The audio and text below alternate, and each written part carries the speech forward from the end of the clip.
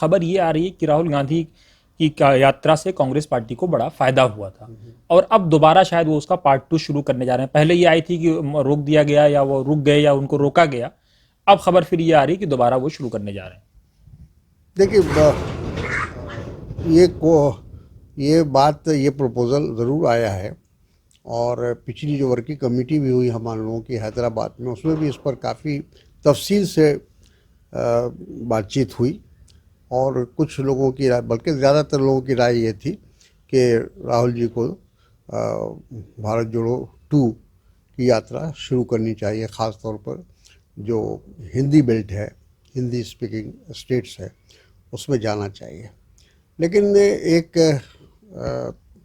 Party के अंदर एक ऐसा भी तबका है, ऐसे भी लोग हैं, लोगों का ये कहना है कि हम कितना राहुल जी को इस्तेमाल करेंगे।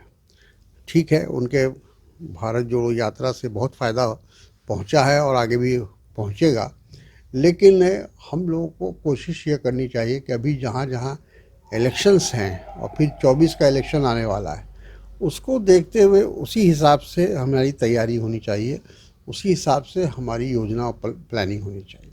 यानी आप ये मान रहे हैं कि अभी उस पर सस्पेंस बना हुआ है? हाँ, अभी मेरा ख्याल है पूरी तरह से ये फैसला नहीं हुआ है कि वो कब से शुरू होगा, अभी होगा कि लोकसभा के चुनाव के बाद होगा, ये कहना मुश्किल है। क्योंकि पार्लियामेंट का इलेक्शन, लोकसभा का इलेक्शन में राहुल जी का कैंपेन करना बहुत ज़रूरी है। तो ये थे कांग्रेस पार्टी के वरिष्ठ नेता, पार्टी के महासचिव तारिक अनवर।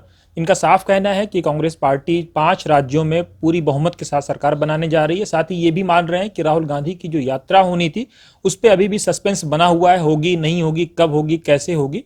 आप देखते रहिए वतन समाचार।